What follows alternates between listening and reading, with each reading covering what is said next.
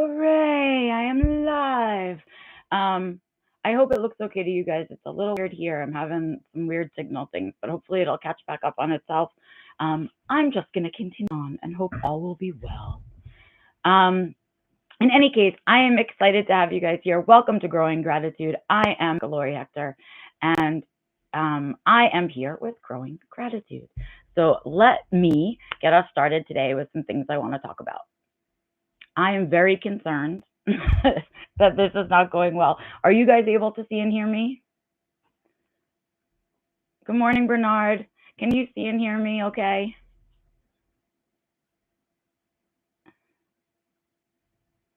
Absolutely. Okay, good. I got confirmation that it's just me on my end, and I'm going to just shut up and keep going. So here we go. I am so excited to have you guys today. Hey, Burnett, and have you guys joining me today for this episode, because I have been in a little bit of a frazzle, and I am looking forward to talking about it with you guys. If you're new, I am Lori Hector, the host of Growing Gratitude. We meet here, hey Bill, we meet here every Monday at 11:30 a.m. Eastern, and if you miss it, that's cool, you could catch the recording. But I talk about what's challenging about being an adult autistic alive right now, and then we talk about the glimmers and good things that help us get through all of it, right? Okay, glasses change, here we go. Things to talk about, so much to talk about, and yet how to put words on it. So one of the things that I've been trying to do with Growing Gratitude is to try not to timestamp, if that makes sense, to people who do anything on social media. Try not to timestamp the things that I talk about, right? Because sometimes the information that we talk about is really good, and it's not necessarily, right, time persistent, right? Meaning that sometimes I talk about things and it's just good information to have whatever time it is, right? And so I try to keep it like that. So whenever you find me, whenever you stumble across my videos, hopefully, right, it makes sense to you. Hopefully it will click. Hopefully it's useful information, all of those things. But at the same time, to not talk about the way that the world is right now, if you're living in the United States, and how it's impacting us, feels like a huge grave error. So what I'm trying to do is kind of mix us up here a little bit to acknowledge what's going on in real time for those of us that are having this conversation in real time, but also make sure that the things that we ultimately, the big meta items that we're covering, are things that people can use at any point, right? But as you can see, I look almost like, I feel like a little hot mess today. Look at it. That's how I feel today. I just feel like this is me today, because really what has been going on in the outside world, and me and my little brain trying to figure out how to process all of that, as someone who is, oh, I have an orange cat visiting me. Come on, Washes. Maybe he'll come up. We'll see. He's my little feral guy, so he talks a lot, but he doesn't come and visit me often or like to get pets very often, and doesn't like to be picked up. So, hello, Washes. Hi, Washy. He's very cute. I don't even know if you can hear him meowing. Anyway, distraction, catstraction. That's what that was, a catstraction. But I've been trying to figure out, right? And so I've been, of course, reading a lot of things from people that I respect, other coaches, right? Some politicians, things like that, right? Oh, yeah, you could hear him. He does. He's a big talker, this guy, my orange cat. He talks all the time and very loudly, and you can have full conversations. We go back and forth for like 20 minutes. I love him. But he's a little feral guy. He came to us from a feral clouder, and so he's been with us for a very long time. He's been with us for 8 years now, almost 6 years now. And so he's really come out of his shell. And he now comes for treats, and he lets me pet him and things like that. But he's still very elusive. He's still very cat-like. But I love that he comes and talks. Anyway, so yeah, I've been following all of these people and sort of like, what are other people's advice? What has been the advice going around about all of those things? And I keep coming back to the two pieces that I guess mean the most to me as well, or I find the most important as well, which are A, the things that we do have control over right now, right? And B, our sense of community, right? Our sense of community is something that nobody can take away from us, right? And so those two things have been my foothold for the last whatever since January, right? I've been really thinking about heavily, how do I create more community for myself and for others, right? How do we create a strong community, right? Been thinking about that. That's why I've been sort of a harbinger of do your self-care. And I know that you're out there, and Bernard, I know particularly for you guys, because I know you, that right now is an unusual time for you guys, and it's for good reason, right? But I keep saying to both of you, self-care, right? Because right now it's like subconsciously our brains and bodies are being exhausted by external sources, things we don't have control over. We're being literally talked about and not to, right? Which reverts a lot of autistics right back to our very early days of the autism community and makes it feel like we haven't gotten very far in our advocacy at all, right? And so it becomes even more important to lock down on those self-care tasks and make sure that even while you're being pulled apart right now, right, you are still doing the things that keep you grounded and keep you safe in times when everyone else disappears, right?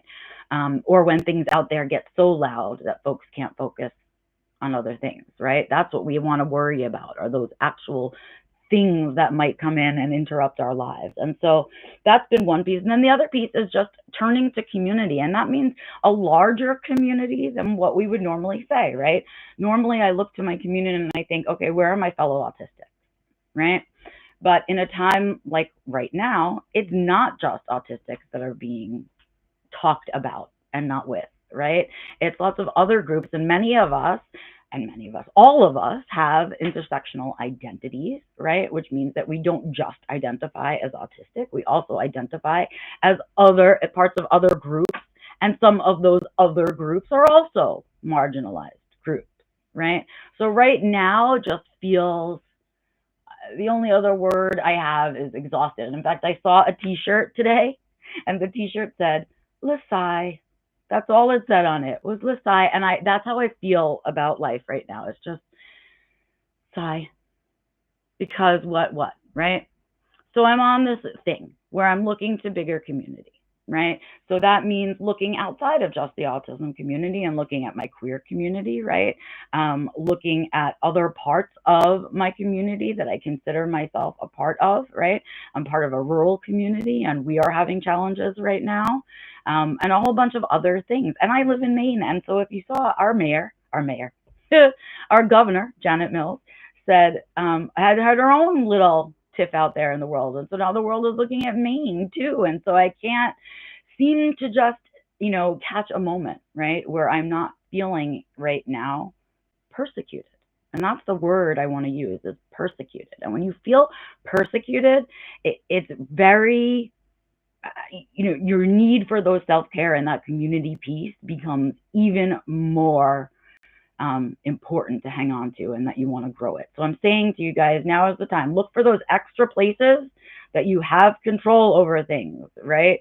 So stop focusing on all the places where we don't have control, because that's what the goal is to get us unfocused off of ourselves and off of the things that matter to us and misaligned, right? So that we're easy to take advantage of, right? That's what persecution is about.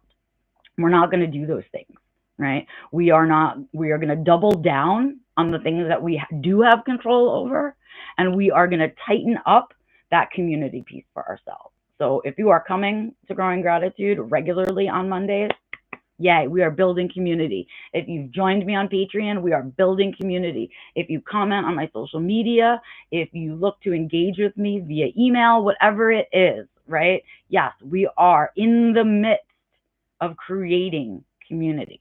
And community means safety, right? Community is numbers, and there is safety in numbers, right? And that's how we get things done. There is power in numbers, right? And that's what we do. So that community piece, I cannot even I can't say it enough. It's an obscure word to use, but to those of us who understand what true community means, right? Those of us who have been parts of marginalized groups our entire lives, who understand that the only real truth is community, right? Now's the time to double down. Go look for all your communities. Get us all together, right? Think of the power in those numbers. And that's where we have some control, is in that community creation, right? And community strength. And that's what we need to be looking for. And then, of course, there's that other piece, right? Which is that piece of looking for all of the areas in which you do have control. And that can feel really difficult right now, right? But what's happening right now is a lot of words, right? It's a lot of words. And the hope is that the words and the overt but small actions that are occurring, right, are distracting enough that we don't take control of all the areas where we actually do have control, that we focus on where we don't have control. And that is how we take back our control, is to say, no, no, I understand I don't have control over X, Y, Z, but I do have control over ABC. And if I want to, I can take control over EDF, right? So while I can't take care of this big item over here, I can do lots of little things, right, that are still part of this bigger piece. And what do I mean by that? In this instance, in this space and time in which we are living, that control comes attached to where we spend our money, what we spend our time doing, where we give our energy. So where are you giving your energy? Where are you spending your time? And where are you spending your money?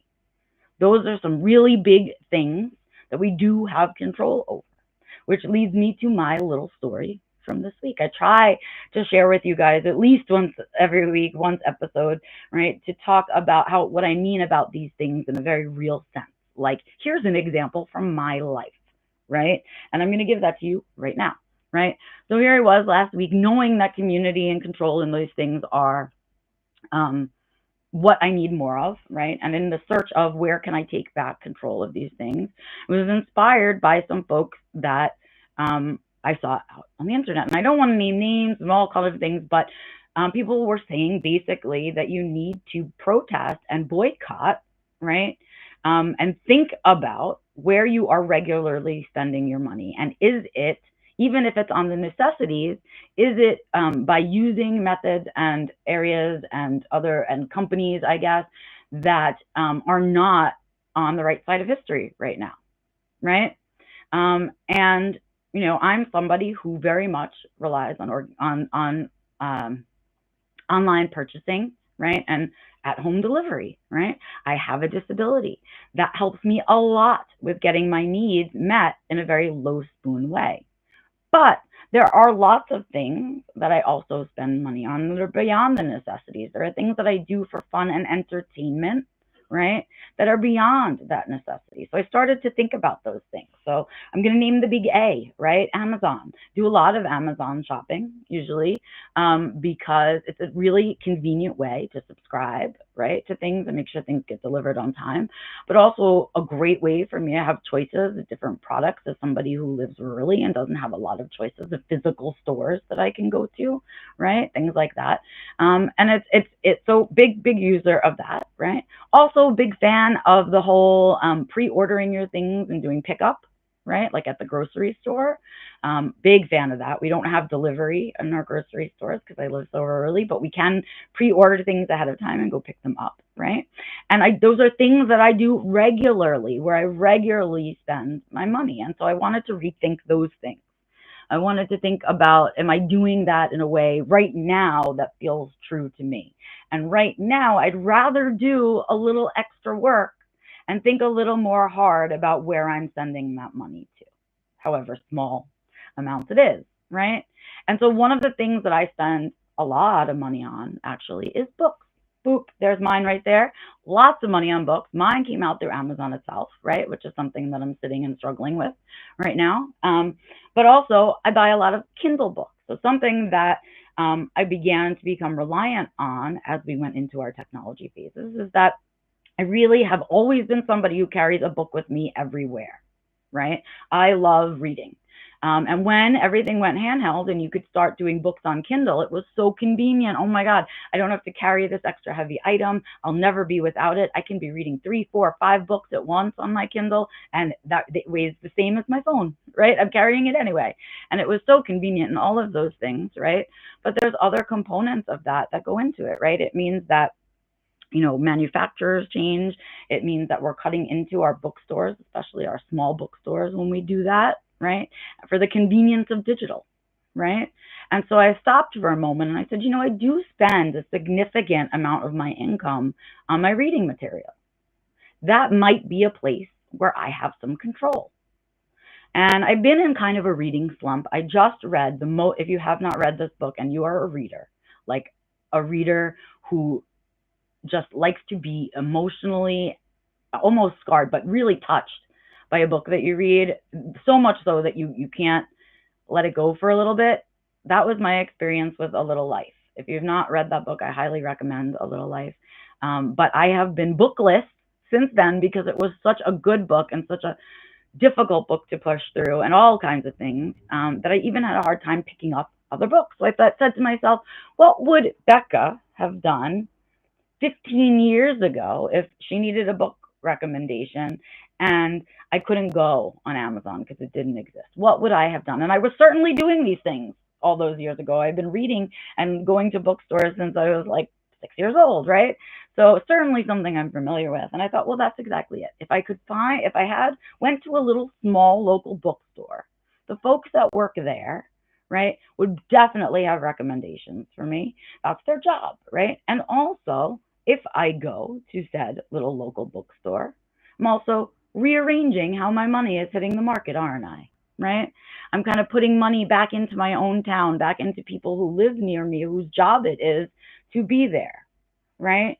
And then when you purchase physical copies of books, the best thing about it is when you lose power, you've got it. If you're stuck in traffic, you've got it. You've got them everywhere. And my favoriteest part about books is that when you're done with them, you get to pass them on to somebody else, right? You get to make it free for someone, give it to your library, go to a hospital and donate it to their library. You get to make sure that that book lives on. It's not a trapped file in a cloud, right? It's a physical item. And in that thought, I just began to get goosebumps. I miss books. I miss physically touching my books. I miss having my collection. I miss giving out copies of my books to other people so they can enjoy them. I miss a lot. I miss having friends in my bookstore. And so I said, I'm doing it. No more Kindle for me.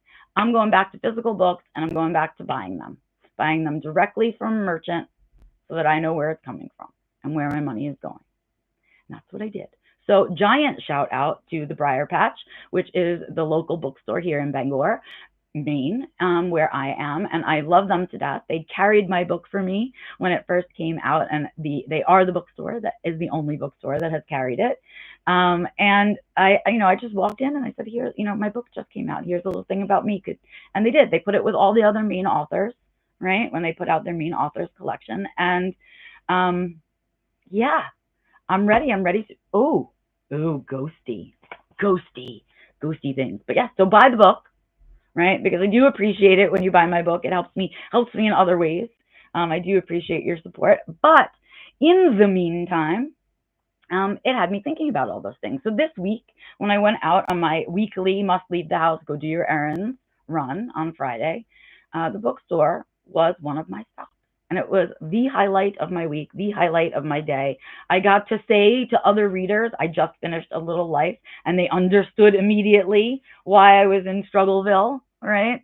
I told them, right, as an autistic, here are the things I don't like to read, because that's the easiest way for me to tell people what I don't like, because I'll read a lot of things, right? And I'd be there forever listing, but easier for me to tell you what I don't like. Shared that with them. 2 seconds later, I have 2 recommendations, right, handed to me in their physicality, right? This one and this one, right? This one is a ghost story. Ooh. And this one is a little bit psychological thriller, and the lead character is non-speaking, right? What? Paired with 2 great books, never heard of, understood that I needed books that were raw, easy to read, entertainment only, right? went there, paid my money, know the people whose paychecks that money is going into. And that feels good. That is control. That is taking back, right, a piece of where I've not had control, right? That is what I did with it. And so it's a little story, right? And then they gave me like handouts and things and were like, come back, tell us how they were, tell us what you're reading next.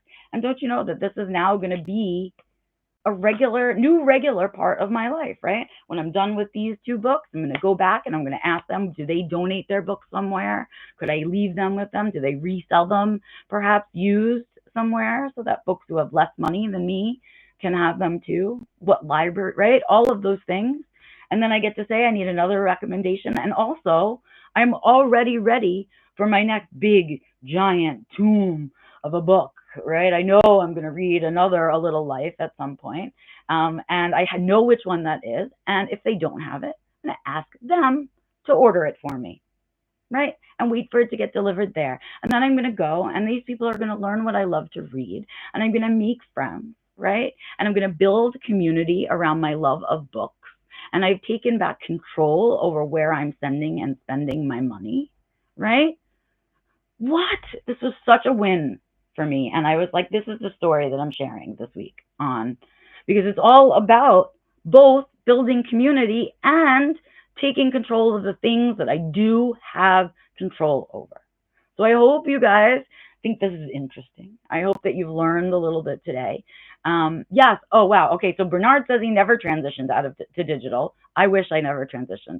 I'm fully jealous, right? The only thing that transitioning out of physical copies did for me that was good was make my 2 moves cross country a little bit easier. I had like, a bunch of boxes less that weren't so heavy, because your book boxes, they are the heaviest part of every move. Okay. So I'm jealous, fully jealous. And now Burnett's excited to spend his day off reading. What a monster win. Self-care. You know how good reading is for your self-care? Do you have any idea? Your brain, right? It's one of those things you can force the hyper-focus, right? Almost, for those of us who are readers. And that means that we're not, in the time that we are reading our books, right? We are not thinking about all of those things that are making us tired for no reason, right? Oh my God, it's such a win-win-win. If you're a reader out there and you are watching this episode, you have a recommendation of a book for me. I keep lists all over the place. My favorite books to get recommended are the books that were life stoppers for you. Like how I explained A Little Life, it's been, I don't know, at least 10 years since I've read a book that good, that has been a life. I will recommend that book until the next one comes around. The one I used to recommend before that, it's called Fall on Your Knees. And it's a great historical fiction novel, and it was so good. So good. And it's just, I don't know, not a lot of people have heard of it. That's the one I recommend. So if you have a book that you read that like changed your life or changed your thinking, or you could not stop thinking about once it was over, that you wish you could reread again for the first time, that you recommend every time somebody asks you for a book, please, please, please put it in my comments, send it to me in email, leave it for me on social media, something. I'm going to get back into books. I'm getting back into books hard. I'm going to get back into writing, right? Because that's the other thing that I get to take control over. I control what I write. I control what I write about. I control what I publish and put out there. I control what I keep for myself, right? All of mine, right? Creation is within our control. And now is the time to start thinking about how do we use our creativity, right, to help support us in times like this. And it is for times like this that we have all kinds of transgressive art that comes to focus. So if you are a transgressive artist of any kind, if you've never heard of it and you think you want to try it, now is the time for transgressive art. Now is the time to create and leave marks in our history of what is going on right now. That we have control over. And with that, I say, ladies and gentlemen, this episode of Growing Gratitude is over. And I am here every Monday, whether or not I'm looking like this or looking better than this, right? In some cozy sweater or sometimes outside. And we talk about all of the things that are challenging about being an autistic adult who is alive right now, and all of the little glimmers that get us through, because the triggers are ripe out there, but the glimmers are hard to spot. Today's glimmer really is you guys. Thank you for spending time with me this morning. Thank you for letting me share my story with you. And I hope I've inspired you to do the same, right? And to take back control.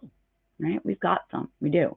So until next Monday, please make sure that you take care of your meat suit, that you protect your headspace, and that you make sure you keep yourself wide open to all the glimmers that are out there. It's easy to see those triggers, not so easy to remember the glimmers. Thanks, you guys. I will see you out on the interwebs. Until next Monday.